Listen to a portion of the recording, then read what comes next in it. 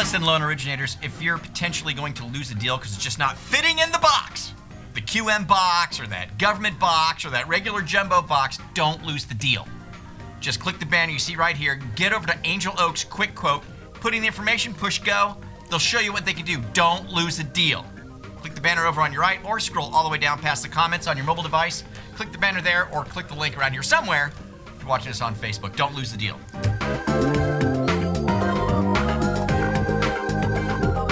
Wells Fargo just got busted for laundering money for the Sinaloa Cartel. Wow.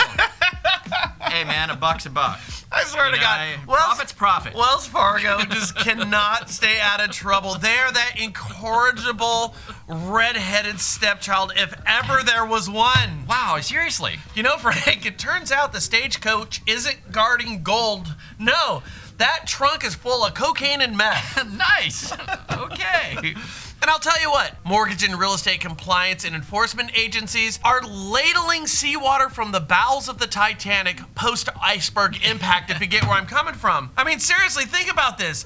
Like, loan officers and everybody in mortgage companies, you're all concerned about, I don't know, if you've got the fee for your credit report posted on your CD. And for very good reason. Absolutely. And for very good reason. Meanwhile, Wells Fargo is prepping for a significant role in the next season of Narcos. I mean, Nice. come on. That's a great story. It's kind of funny. Yeah, let's look at some more here. Okay. All right, so the top 8 tech cities in the country. And that is technology for all the laymen out there. Okay, so number 8, New York. Number 7, Denver. Number 6, Austin. Number 5, Boston. Really? Yeah. Number 4, Seattle. Number 3, San Jose, of course. Number 2, DC. That's Really? just because of all the government agencies there that are employing people in the technology industry. Interesting. Think of the NSA and CSA, so they kind of don't count. Yeah, I'd say that too. And number 1, San Francisco. Which I think we totally understand here.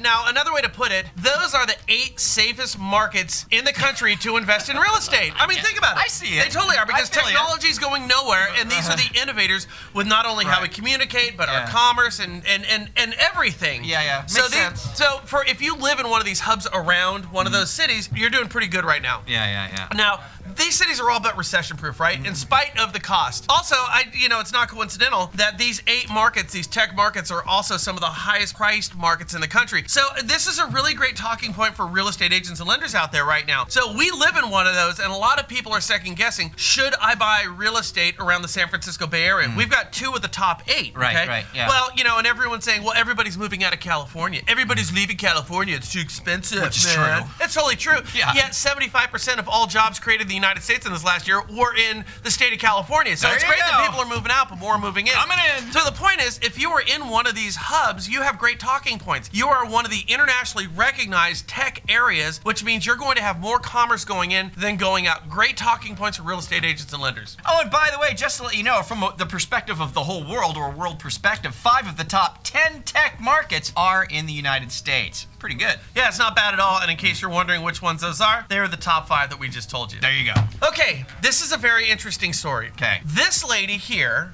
hired this lady from Craigslist to be a nanny in her home down in Los Angeles. Okay. By the way, if you want somebody to watch your kids like as a nanny, don't hire them from Craigslist. I mean, just kinda saying. thinking you're right. Just saying. I don't know that I'd go to Craigslist as my first choice. So, question, before you know where this story is going, do you think Yeah. it's going to go good or bad? I'm feeling like this is not going to go well, Brian. I'm going to lean toward bad. This lady hired this lady from Craigslist, and everything went perfect. Next story. No. Okay. Nothing went wrong. Okay, so the arrangements were that the nanny, help with the kids and around the house, and the nanny's gonna get free room, board, and food. Gotcha. Now, that sounds like a pretty fair deal, considering LA is a pretty hot market. Yeah, well, it was cool for about a week. Right. Then nanny quit working. Right. This lady wanted to kick her out. Right. And the nanny refused to move out. So they took her to court, where the family learned the Craigslist nanny had renter's rights. So now they're stuck with a deadbeat nanny living in their home, and they can't do anything about it. With their kids living in the house, mind you.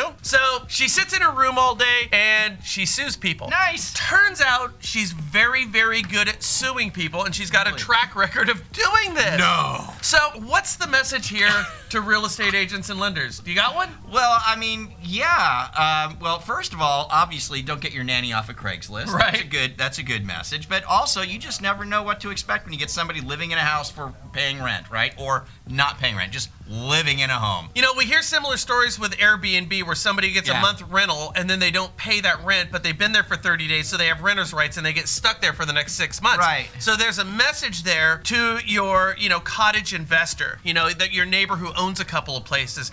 So if you're a real estate agent or even a mortgage loan officer who's pre-qualifying somebody who's getting an investment property, you want to make sure that they're aware of all the pitfalls of that investment, not to dissuade them from doing it, but to make sure that they've got all the information on hand to make the informed decisions. That's a good point. That's what a full-service real estate agent or loan officer would do. And this story acts as a great talking point. Hey, listen, Airbnb, if you take this rental place and you allow somebody to live there for an extended period of time, they could stay there. If you know somebody with a kid who you're showing a house to, or if you're pre-qualifying them, hey, if you're thinking about a nanny, you need to understand these type of things can take place. It just adds texture to your job as a professional in the real estate and mortgage community. Use this story. Yeah, I can see it. If you're a real estate agent, you're getting somebody who's buying their first investment property. They're excited about getting a rental property, or they're going to keep their house now and they're going to rent that out. Then they're going to go buy another home. Well, they should be informed really of all the renters' rights and landlord rights in your state or in your county before that happens. For example, I just heard last Tuesday, yesterday, that there's a bill in the state of California that says anybody who buys an investment property has to have that property approved for Section 8 housing if they use it. No matter what. No matter what. There you go. Now that's going to change the dynamics. And a bill like that in California, every real estate agent in the country needs to have this type of education. Yeah. So watching our show is going to provide you with the information to make you better at what you do. Well, there you go. I hope you enjoyed the show today. Take from it what you will. Use what you can. Have a great day. Leave us your comments down below. We love reading those. Also, do us a favor, forward and share and subscribe if you're meeting us for the first time so you get this type of information every single day.